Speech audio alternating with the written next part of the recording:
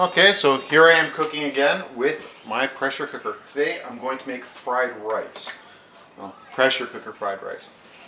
So the way this works on this this pressure cooker here is you can set it on the brown setting, turn it up, it'll come up to a higher temperature, and you can do your frying right inside the pressure cooker, which is what I really like because it's one pot cooking and then I don't have to wash it or wash as many pots. So for this one, I'm going to fry up the eggs first. I like to have eggs in my fried rice. It's been heating up for a little bit before I started the camera. Just heating up a little bit more now. I'm going to fry up some eggs.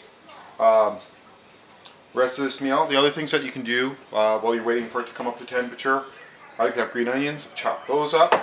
For meat, I like to have meat in mine. I just chopped up some leftover ham that I had. Sometimes you can do chicken, you could do tofu or something if you wanted. Another nice one is ground pork, which works really well. So here it is. It's starting to come up to temperature. I'm just going to cook it, just kind of like doing scrambled eggs or something. It's a non-stick pot, so I don't really have to worry about it sticking too much. Had the pressure cooker for a few months now. I use it quite regularly. Seems to be holding up pretty well. I'll just let that keep frying up together. Yeah,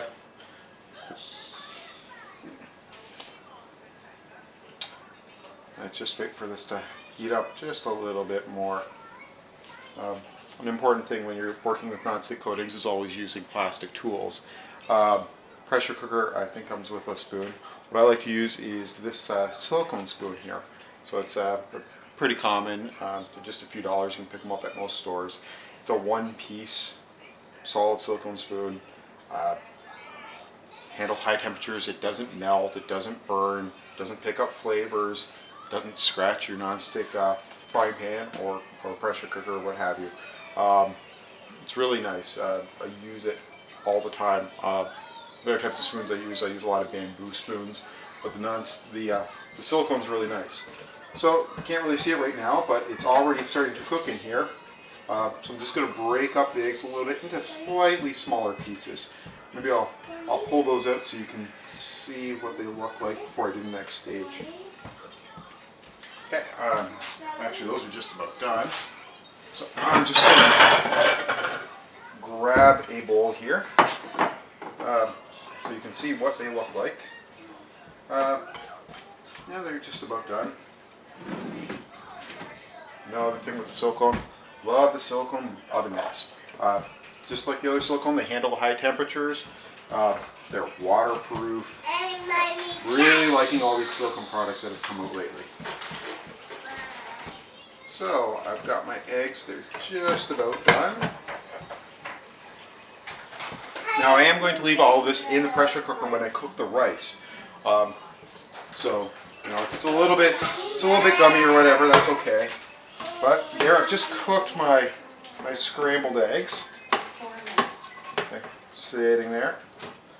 Now I'm going to, still on the browning setting, I'm going to do just, I like to fry up a little bit of green onion, give it a little bit of springiness to it. You don't really need to, but if you want, you can use some oil. I like sesame oil, it gives it a little bit of a different flavor. Makes it a little bit, I don't know, I think it makes it a little bit heavier. Avocado oil is a really nice one too that I really, really like.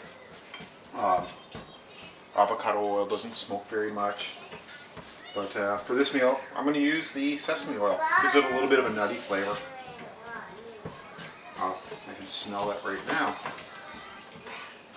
Don't know if you can hear it. It's sizzling a little bit. This pressure cooker has a good amount of power, so it cooks it very nicely. Let that out of the way. And it's one of the things I like about the electric pressure cookers. It's electric. It's got a lot of other features. One of these days I'm going to do a review of it and explain all the things I like about this particular pressure cooker. But it's really the flexibility and the speed to cook meals. If I wasn't talking to the camera, I could be doing some of my other prep work, like chopping up my meat, which I haven't quite gotten to yet. All right.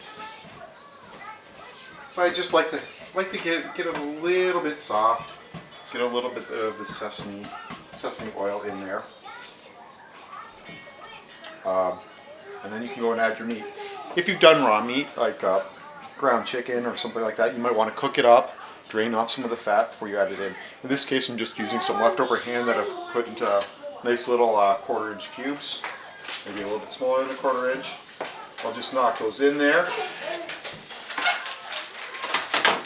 let them heat up a little bit.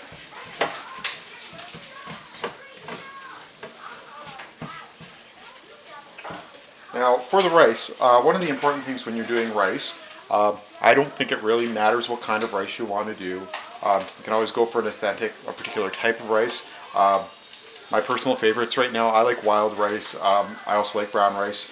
Today I went with basmati rice, which is this here. I've gone with 2 cups of it. An important thing when you're cooking with rice, it's a good idea to wash it beforehand. It helps wash off some of the looser starch, and you end up with a little bit nicer rice to eat. I'm just going to stir that up a little bit more.